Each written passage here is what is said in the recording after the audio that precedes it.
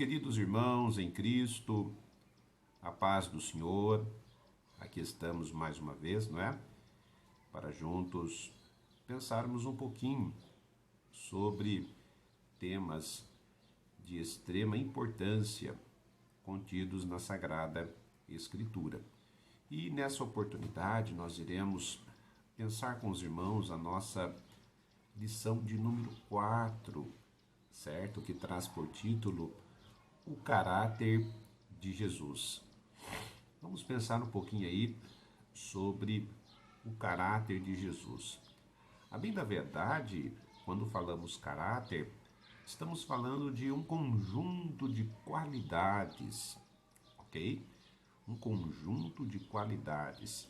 E esta é a nossa proposta nesta manhã, de expor aos irmãos, aqueles que são ou aquelas que são, né, as qualidades presentes na pessoa de Jesus. Qualidades estas que nós, como cristãos, devemos, através, não é, da ação do Espírito Santo em nossas vidas, buscar para vivermos no mundo para a glória de Deus, certo?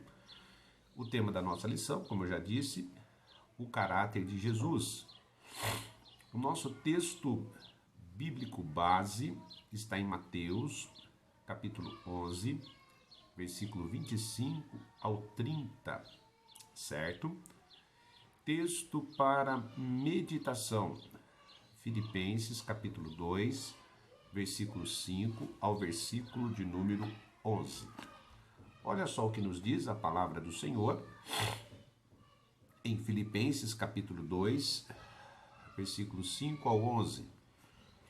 De sorte que haja em vós o mesmo sentimento que houve também em Cristo Jesus, que sendo em forma de Deus, não teve por usurpação ser igual a Deus, mas aniquilou-se a si mesmo, tomando a forma de servo, fazendo-se semelhante aos homens. E achado na forma de homem, humilhou-se a si mesmo, sendo obediente até a morte, morte de cruz. Pelo que também Deus o exaltou soberanamente e lhe deu um nome que é sobre todo o nome, para que ao nome de Jesus se dobre todo o joelho dos que estão nos céus e na terra e debaixo da terra, e toda língua confesse que Jesus Cristo é o Senhor, para a glória de Deus Pai. Ok? Este é o nosso texto bíblico para a meditação, ok?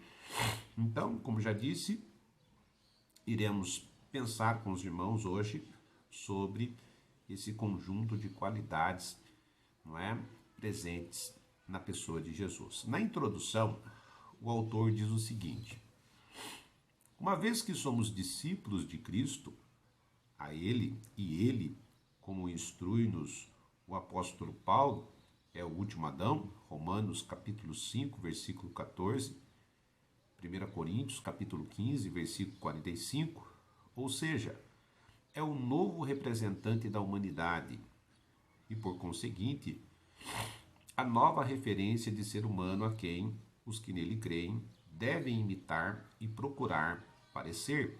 Efésios capítulo 4, versículo 13, capítulo 5, versículos 1 e 2. Nessa lição, vamos estudar um pouco acerca do seu caráter. O autor está colocando para nós aqui que na condição de discípulos de Jesus, né, e nós nos dispomos a crer em Jesus, né, crermos em sua obra redentora, salvífica, não é? Se assim somos, devemos ter em Jesus a nossa maior referência. Jesus é para nós o modelo, o paradigma, ok? Então, se ele é para nós o padrão, o modelo, a referência, o paradigma, se ele é para nós tudo isso que acabei de citar, devemos ter essa disposição de procurar imitá-lo, de procurar termos em nossas vidas as qualidades, as características de Jesus, certo? Essa é a proposta colocada pelo autor já na introdução, e uma proposta totalmente relevante, ok? Então, somos discípulos de Jesus porque nos dispomos a crer em sua obra, em suas ações, certo? Então, se cremos em Jesus e nos identificamos como discípulos de Jesus, logo teremos Jesus, então, como nosso modelo, como a nossa referência a ser seguida. E se ele é a nossa referência, né, teremos a disposição de imitá-lo, de ser como ele. Mas, logicamente, isso não é fácil. Dependeremos da ação do Espírito Santo em nossas vidas para que possamos alcançar, não é, a estatura de Cristo. Ok? Certo, irmãos? No primeiro tópico, temos o seguinte título: o caráter de Jesus evidenciado em suas ações e postura. Olha só, o caráter de Jesus evidenciado em suas ações e postura. 1.1. A humildade de Jesus. O autor nos diz aqui: não se apegou à sua igualdade com o Pai, mas esvaziou-se de forma voluntária e sacrificial, assumindo a condição de servo, tornando-se como nós. Submeteu-se à morte de cruz, foi obediente aos seus pais, reconheceu o ministério de seu primo João Batista, Mateus capítulo 3, versículos 13 e 14, e foi igualmente responsável com questões cívicas. Ok? Interessante, né? A humildade é uma virtude presente na pessoa de Jesus, certo? O autor ele é muito feliz quando ele utiliza a seguinte ideia: assumindo a condição de servo. Imaginem vocês, Jesus, o Deus Todo-Poderoso, aquele que João diz que é o Verbo, não é? E esse Verbo, ele já existia porque ele possui o atributo da eternidade antes mesmo da criação, e no ato da criação ele estava com Deus, não é?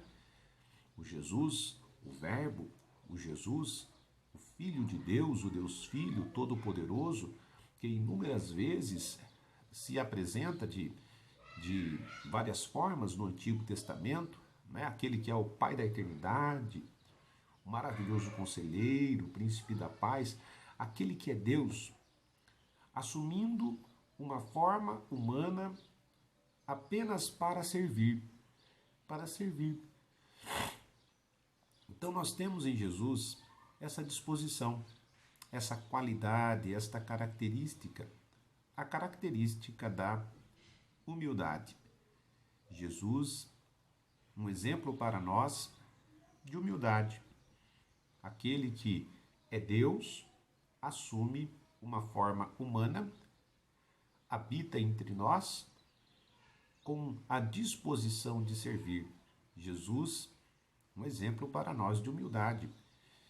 E a pergunta que eu faço para vocês, meus queridos irmãos, é a seguinte: somos humildes? A humildade é uma virtude presente em nossas vidas? Ou muitas das vezes nos enveredamos pelo caminho da soberba, da jactância, da vanglória, hein? Será que estamos sendo como Jesus neste caminho de humildade? Essa disposição de servir ao próximo, essa disposição de deixar de lado a glória para servir o outro? Será que somos humildes? Vivemos em uma sociedade onde, infelizmente, muitos adotam um comportamento orgulhoso, soberbo, jacticioso e vai deixando, vai abandonando os valores da humildade, não é? Se nos identificamos como discípulos de Jesus, se verdadeiramente somos discípulos de Jesus, a humildade será uma virtude que estará presente em nossas vidas. E uma das características do humilde é considerar o seu próximo superior a si mesmo.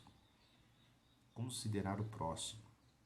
Amar o próximo a despeito de suas condições, de suas situações, e reconhecê-lo como uma pessoa que possui dignidade e termos disposição para servi-los. Certo? Então nós conseguimos perceber como uma virtude, uma característica, uma qualidade do caráter de Jesus, a humildade. Certo? Mas eu não consigo ser humilde. Podemos pedir ao Senhor em oração para que Ele trabalhe no nosso caráter e deixemos de lado todo o orgulho e soberba. Ok? Vamos em frente? 1.2, o ensino exemplar de Jesus. O autor nos diz aqui: e muitas lições de Jesus foram ensinadas no silêncio de suas ações e posturas. A postura de Jesus, uma postura silenciosa muitas das vezes, ou até mesmo com poucas palavras, ensinavam, agiam de forma exemplar. Por exemplo, lá em João capítulo 8, versículo 2 ao 11, Jesus disse: olha, aquele que não tem pecado, atire a primeira pedra, referente àquela mulher adúltera. E a Bíblia nos diz que todos foram embora, porque todos reconheceram ali que são pecadores. Olha só, de uma forma tão simples,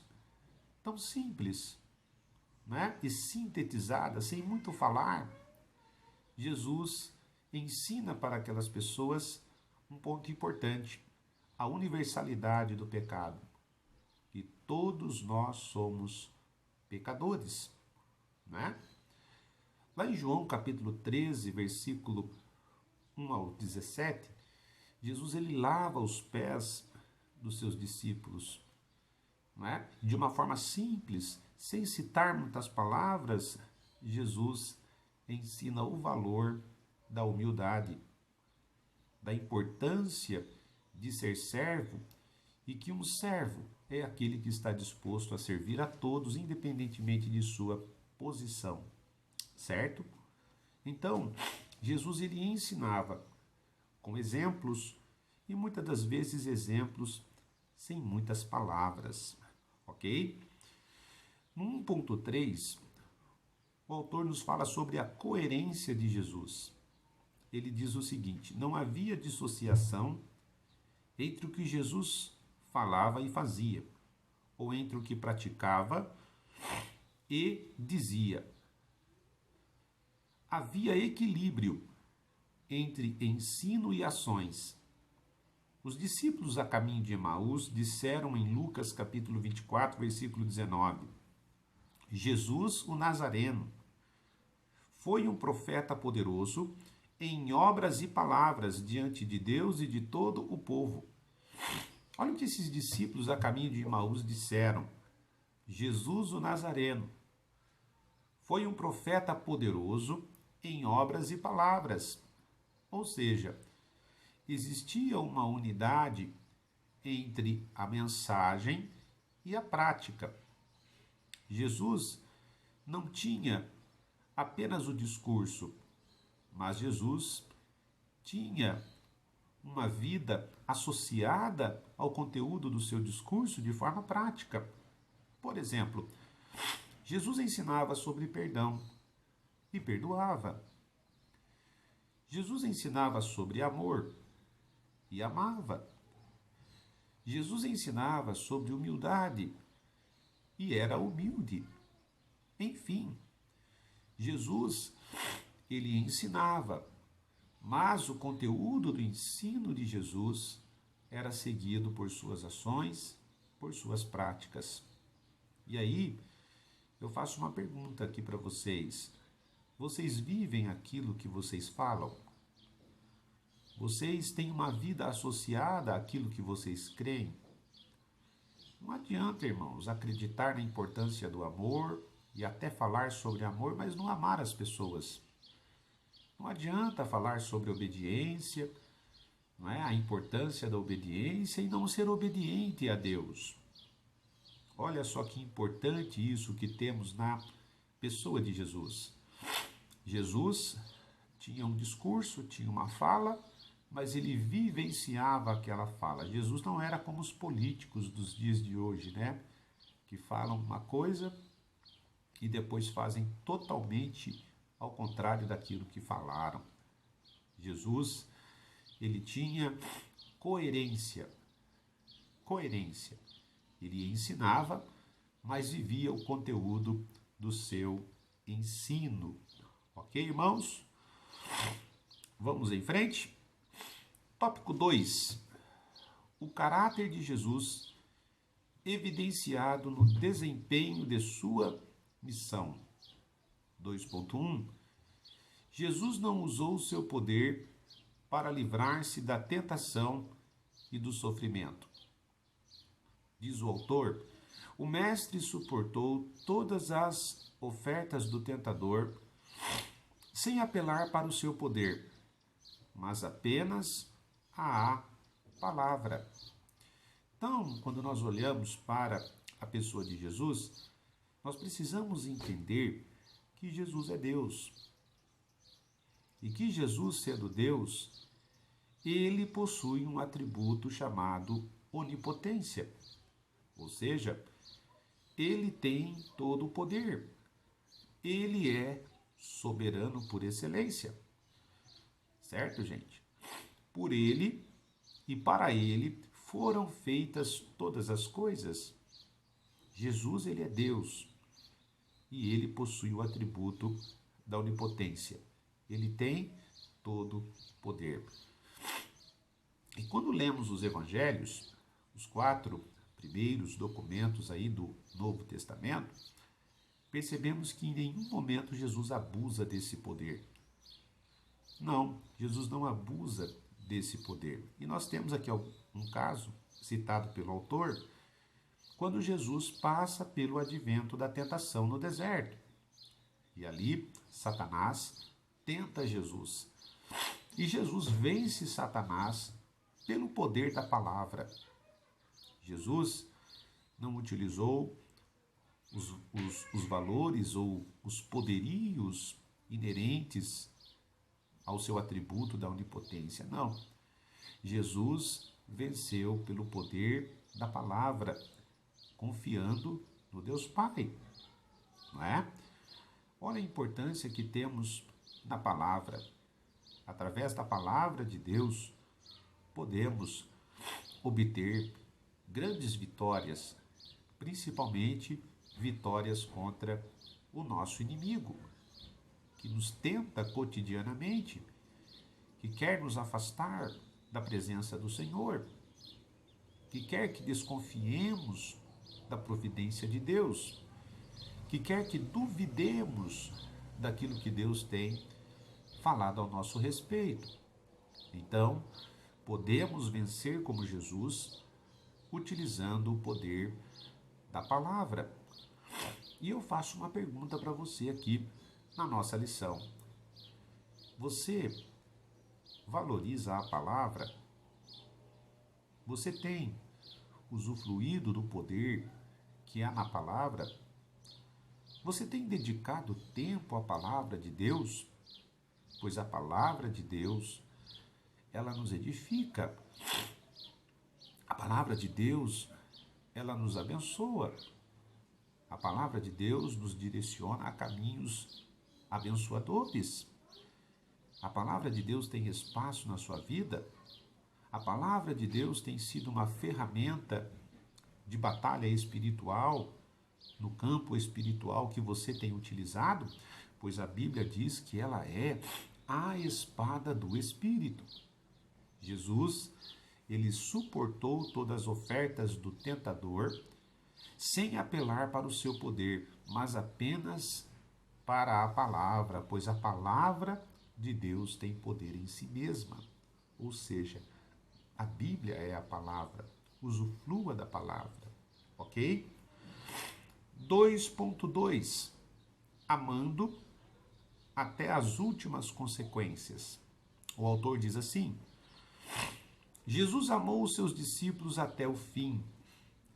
Amou a Pedro, que o negou, e os demais que se dispersaram com a sua prisão, e também a Tomé, que dele duvidou. Importante isso. Jesus amou todos os seus discípulos até o fim. Jesus amou, mesmo diante das deficiências presentes em seus discípulos. Jesus nos ama apesar de nossas falhas. Puxa vida, todos nós temos consciência de que somos seres imperfeitos. Eu sou imperfeito, eu possuo falhas, eu possuo erros, assim como você, assim como todo ser humano. Todos nós possuímos falhas, possuímos equívocos, erros, pecados, não é verdade? Mas entenda que, apesar de sermos falhos, Jesus nos ama. Jesus nos ama. E Jesus amou os seus discípulos até o fim, mesmo sendo eles pecadores, errantes, falhos, faltos. Ok, irmãos? Por exemplo, Jesus amou a Pedro, que o negou 3 vezes. Jesus, ele amou a Tomé, que duvidou da eficiência ou eficácia de sua ressurreição. Jesus amou até mesmo Judas. Vocês se lembram da última ceia? Jesus ele faz aquela citação, aquela advertência contra aquele que o iria negar. A bem da verdade, ali o que Jesus está propondo sobre aquele que o iria trair, melhor dizendo, né? Aquele que o iria trair, o que Jesus está propondo ali é arrependimento. Jesus está propondo ali uma conversão, né?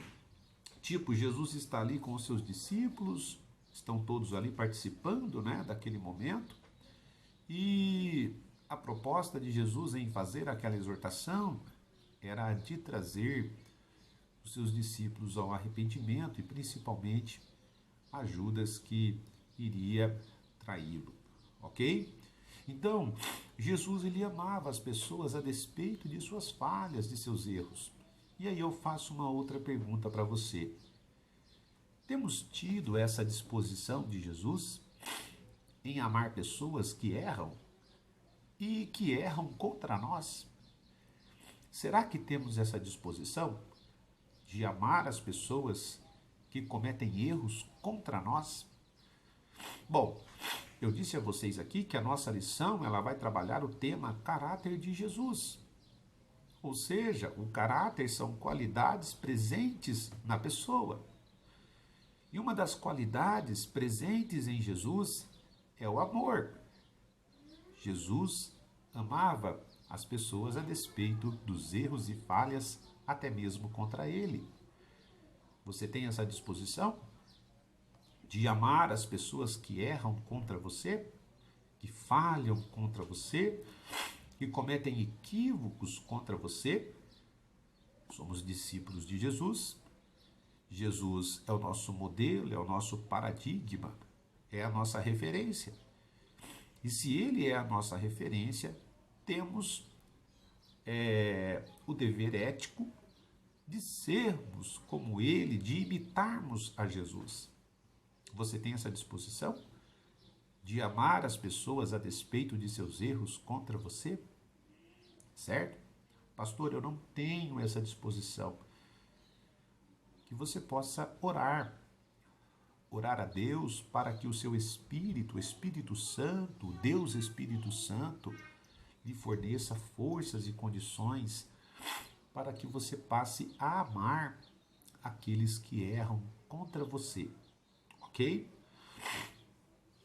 2.3 Perdoando a todos. O autor nos diz: mesmo sendo perseguido e hostilizado pelo povo, pregado na cruz, sentindo dores excruciantes, Jesus orava ao Pai, pedindo que não lhes imputasse aquele pecado. Pai, perdoa-lhes, porque não sabem o que fazem. Lucas capítulo 23, versículo 34. Jesus, ele estava orando a Deus Pai, para que Deus perdoasse aqueles que estavam fazendo com que ele sofresse na cruz. Agora, se você puder, mais tarde, faça uma leitura sobre o advento da crucificação. A crucificação de Jesus, ela está presente nos 4 evangelhos. Mateus, Marcos, Lucas e João descrevem a crucificação. E quando você olha para o advento da crucificação, você percebe que Jesus ele foi humilhado. Jesus foi alvo de intensa violência. Não somente uma violência física, mas também uma violência moral, certo? Uma violência ética. Jesus ele foi humilhado na cruz. Jesus ele foi agredido na cruz, ele foi desrespeitado pelas pessoas na cruz. Agora imagine, eu e você no lugar de Jesus na cruz. Será que faríamos a mesma oração que Jesus fez? Jesus fez a seguinte oração: Pai, perdoa-lhes porque não sabem o que fazem. Será que faríamos esta oração? Será que somos capazes de perdoar aqueles que nos ofendem? Será que temos essa disposição em perdoar aqueles que nos ferem, aqueles que nos entristecem? Será que, como discípulos de Jesus, temos buscado esta qualidade presente em Jesus para nossas vidas, de sermos pessoas que perdoam? Não é? Muitas das vezes por pouca coisa, não é? Por pouca coisa, por um ferimento, por uma angústia que as pessoas nos causaram, uma tristeza, já não queremos mais perdoar. Puxa vida, irmãos, se Jesus nos perdoou, se Deus nos perdoou através de Jesus, por que não podemos perdoar o nosso próximo? Por que não podemos perdoar os nossos irmãos? Ou aquele que nos fere, que nos decepciona, que nos entristece? Não é verdade? Há em nós disposição para perdoar? Será que temos disposição para perdoar? Certo? Ponto 3, último ponto da nossa lição. O caráter de Jesus evidenciado em seu relacionamento com Deus. 3.1, a obediência de Jesus em relação ao Pai.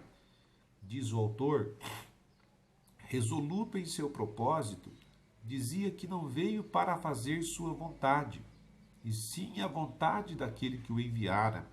João capítulo 6, versículo 38. Jesus tinha um compromisso fiel com a vontade do Pai, com a vontade de Deus Pai. Uma coisa importante que a gente precisa olhar e considerar sobre as nossas vidas. Será que temos considerado a vontade de Deus? Será que somos obedientes à vontade de Deus? Eu coloquei aqui, escrevi uma coisinha aqui, e eu quero ler para vocês.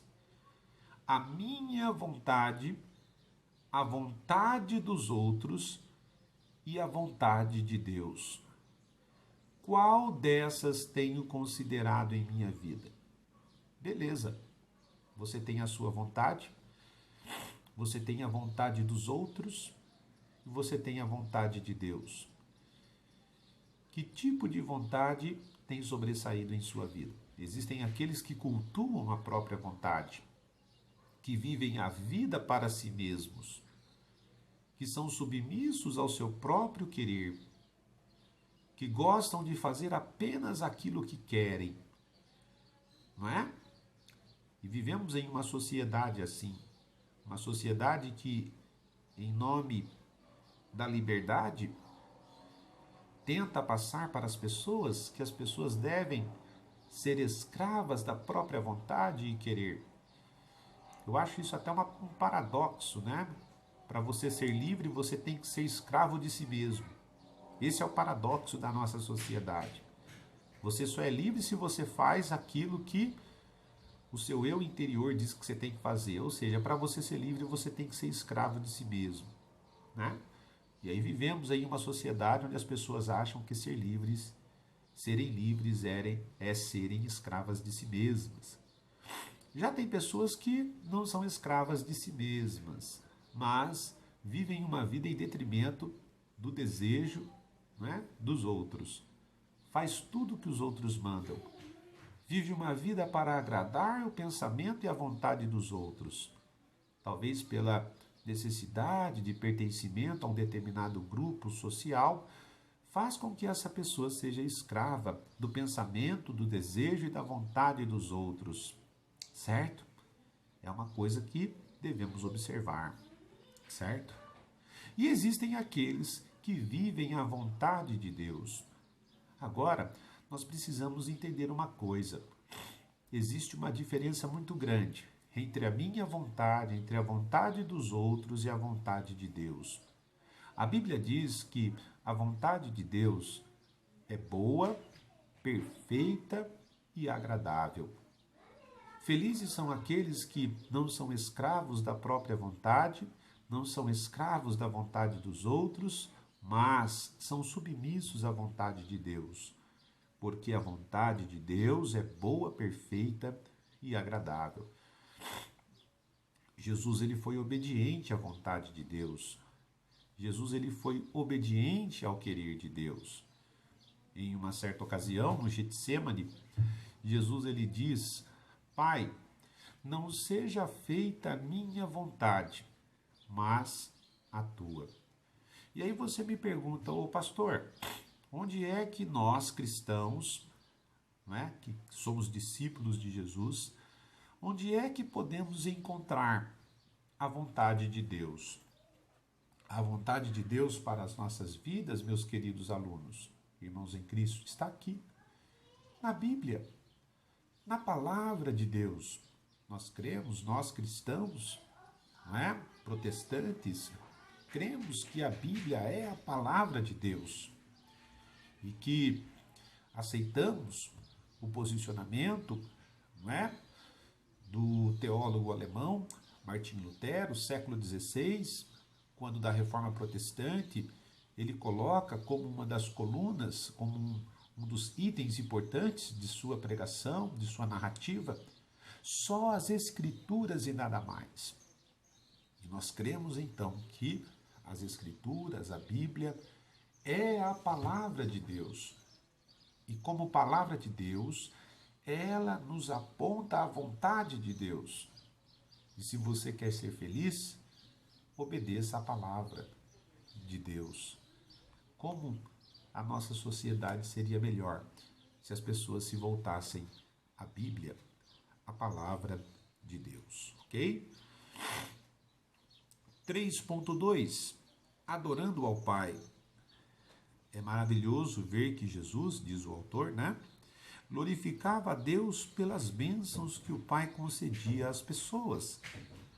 Foi assim ao glorificar a Deus por ele ter revelado a chegada do seu reino para os simples em vez de privilegiar os poderosos. Mateus capítulo 11, versículo 25 e Lucas capítulo 10, versículo 21. Também em João capítulo 11, versículo 41, capítulo 12, versículos 27 e 28, capítulos 12, versículos 29 e 30, temos ali Jesus nos ensinando sobre a importância de glorificarmos a Deus. Jesus, ele glorificava a Deus. Glorificava a Deus em tudo.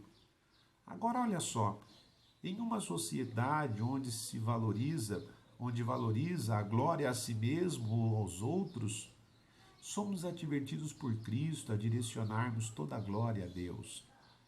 Essa é a grande verdade. Vivemos em uma sociedade onde as pessoas querem se gloriar e, quando não querem se gloriar, querem gloriar os supostos ícones famosos que estão presentes nas mídias sociais, que estão presentes nas mídias televisivas, não é? E aí existe toda uma inclinação para o ser humano, não é? De glorificar alguém. Todavia, nós cristãos que temos Jesus, que somos discípulos de Jesus, que cremos na obra de Jesus, aprendemos com Jesus aqui que nós devemos glorificar não aos homens, mas toda a honra e toda a glória a Deus. Ok? E por último, 3.3 aqui, né? Deus precisa orar? Se orar for somente pedir, talvez não. É a grande pergunta feita aqui no ponto. Porque Jesus ele teve uma vida de oração. E o autor faz essa pergunta. Jesus teve uma vida de oração, mas espera aí, Deus precisa orar? E aí ele responde, se orar for somente pedir, talvez não. E ele coloca essa resposta tentando apontar para a ideia de que oração é relacionamento. Oração é relacionamento. Oração é disposição de diálogo. E quando nós falamos de diálogo, nós falamos de relacionamento, de conversa entre duas pessoas. Certo? E quando nós olhamos para o ministério de Jesus descrito nos evangelhos, nos deparamos com Jesus sempre em oração. Sempre voltado a se relacionar com o Deus Pai, a ter essa intimidade. E eu volto a dizer, são qualidades presentes na pessoa de Jesus, o caráter de Jesus. Que possamos também ter essa disposição de Jesus em orar, em buscar a face do nosso Pai Celestial, em interpretarmos que oração não é apenas petição, inclui, lógico, mas não é apenas isso. Oração é relacionamento, oração é diálogo, oração é amizade, certo? Você tem vivido uma vida de oração? Você tem buscado a Deus em oração? Você tem investido tempo no relacionamento com Deus através da oração? Que você possa clamar a Deus. Pastor, eu não consigo orar. Então faça uma coisa, dobre o seu joelho e ore para que Deus lhe ajude a orar. Ele vai te fortalecer, Ele vai lhe direcionar, Ele vai nos conceder forças para buscarmos investir neste relacionamento, o relacionamento da oração. Conclusão da nossa lição. Pelo pouco que analisamos no espaço dessa lição, há um caminho muito claro a ser trilhado por aqueles que creem em Jesus Cristo e que, por isso mesmo, devem procurar adequar-se ao caráter de seu mestre. Tal não pode ser feito com o simples ato de se decorar pontos doutrinários ou reproduzir costumes religiosos, mas é na arena da vida, da dura realidade do mundo que devemos viver como Jesus viveu. Importante isso. O autor diz, devem procurar adequar-se ao caráter de seu mestre. Devemos nos adequar ao caráter de Cristo, buscar as qualidades que estão presentes em Cristo para as nossas vidas. Isso é importante. Devemos viver como Jesus viveu. Eu ainda digo que a melhor forma de uma pessoa não cristã ver Cristo é através de um cristão que vive Cristo. Se vivermos Cristo, Cristo poderá ser observado, ser visto, ser presenciado nos locais onde estivermos. Que Deus em Cristo continue abençoando sua vida, que a bênção do Senhor continue sendo sobre sua família e não se esqueçam, temos a responsabilidade de imitarmos a Cristo, de buscarmos, não é, com afinco, com disposição, com desejo, ser como Cristo. Que Deus continue sendo sobre sua vida, em nome de Jesus. Amém.